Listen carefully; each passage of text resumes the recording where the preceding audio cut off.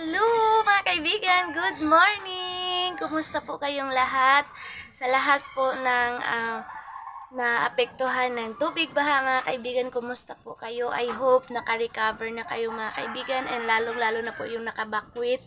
And alam nyo mga kaibigan, dito din sa amin, nagpapasalamat kami kay God kasi medyo nahupa na talaga mga kaibigan yung bayan ng La Paz, and then ang dami mga kaibigan yung bumalik sa kanilang mga bahay mga kaibigan, and sobrang miss nila mga kaibigan kasi dalawang 3 weeks or 2 weeks mga kaibigan silang na-drop doon sa mga kaibigan sa gym na kanilang binakwitan mga kaibigan, kaya sobrang sila, yung bang miss nila yung mga pang nasa bahay sila, kaya sobra yung trabaho nila kasi alam nyo ba mga kaibigan, umuwi nga sila mga kaibigan sa kanilang mga bahay pero ang daming kailangan ayusin, ang daming kailangan na makita nila lahat yung mga gamit na hindi po nakuha kasi biglaan po talaga yung pagtaas ng tubig, kaya yung mga tao mga kaibigan, yung iba maraming damage mga kaibigan kasi walang nakuha. So nagpapasalamat kami mga kaibigan kasi kami dito kahit gaano kalaki yung tubig, kahit gaano kalalim mga kaibigan, lumutang kami. So safe naman kami dito mga kaibigan. Kaya na sana po okay na po kayong lahat sa lahat ng napektuhan ng baha.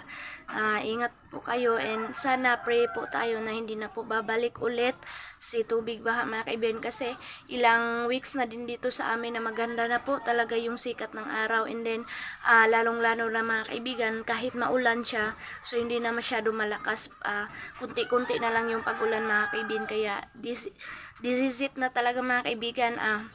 Babalik na talaga yung normal sa lahat ng mga trials na nadat na natin in this 2024.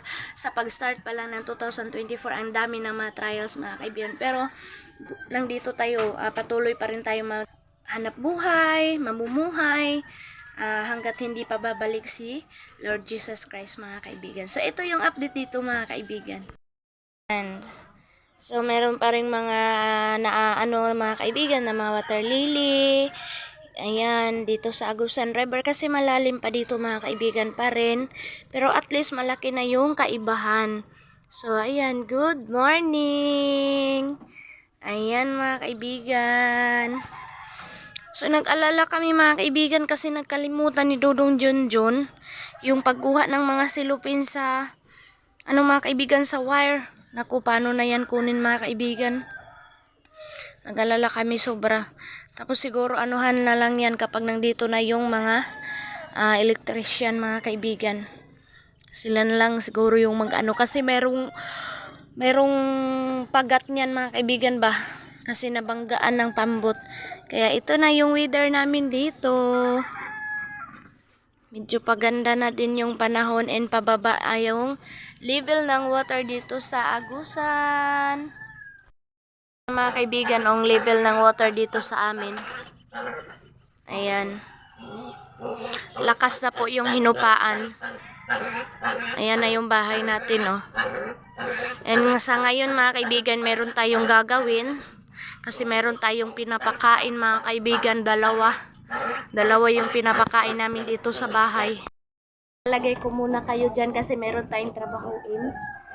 Tayo mga kaibigan, mag-slice tayo ng kangkong kasi meron tayong pakakainin na baboy. Kasi meron kaming inahin mga kaibigan, ngayon lang namin siya nakuha sa nag-alaga mga kaibigan kasi nakapanganak na sa kanila mga kaibigan, kaya sabi namin kami na muna yung mag-alaga mga kaibigan para naman isa na din yun mga kaibigan na makakatulong sa amin sa pabahay in case na makaanak siya soon mga kaibigan, kaya nalagaan muna namin kasi medyo hindi maganda yung mga kaibigan, pag-alaga doon sa mga mga kaibigan, nakaalaga ng baboy natin, kaya medyo mapayat siya, and then yung anak mga kaibigan maliliit, tapos yung lang mga kaibigan, yung binigay sa amin is isa lang.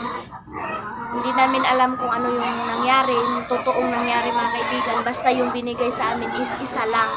Kaya ayan, ang ingay na ng mga baboy mga kaibigan sa neighbors namin. Kaya ako ayan, ang gagawin natin is slice natin siya, ilalagyan natin siya ng tahop, ng corn, tahop na ano sa corn mga kaibigan, tahop sa corn. Ito mga kaibigan yung, ayan yung tahop. Lalagay natin kasi hindi natin kailangan i-feeds yung inahing baboy. I-feeds na lang natin siya mga kaibigan kapag nanganak na siya, kapag meron na siyang baby, kapag meron na magdidi sa kanya. Kaya ngayon mga kaibigan yung update, sobrang na nag-alala si Bianan. Ayan, si Dudong Junjun busy sa pag-init ng kape mga kaibigan.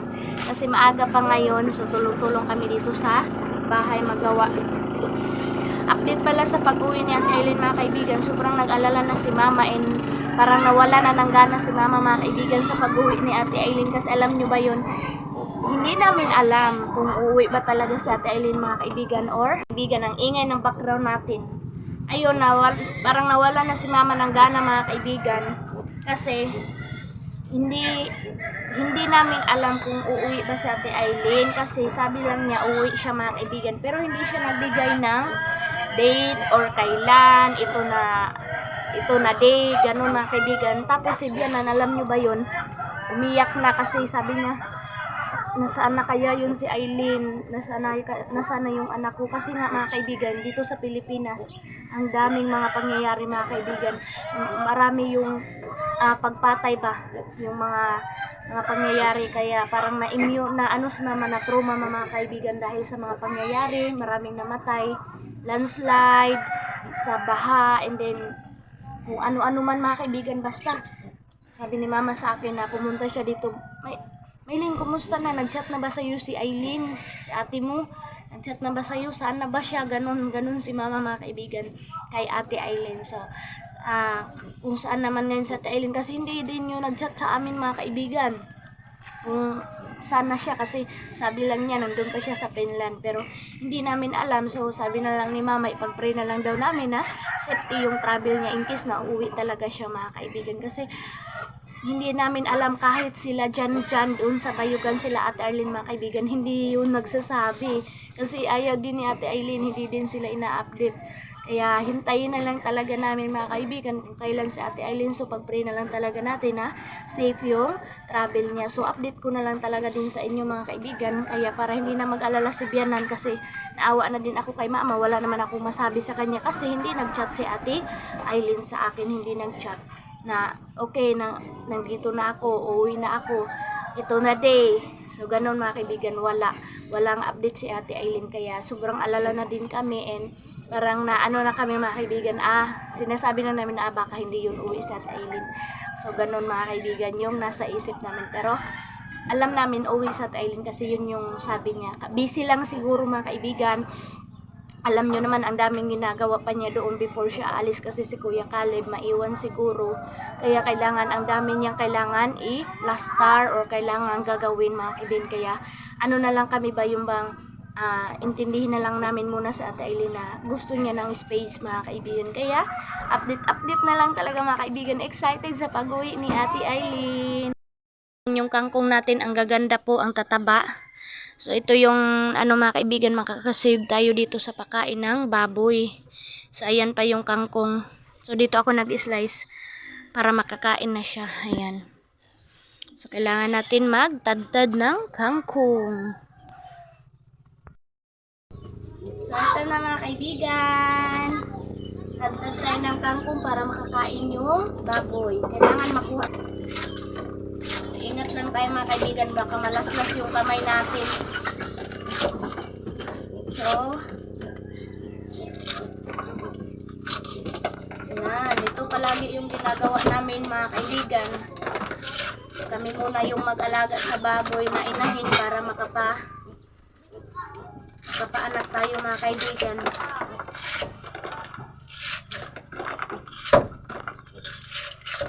And yung maliit mga kaibigan, yung anak niya, feeds po yung gamit namin.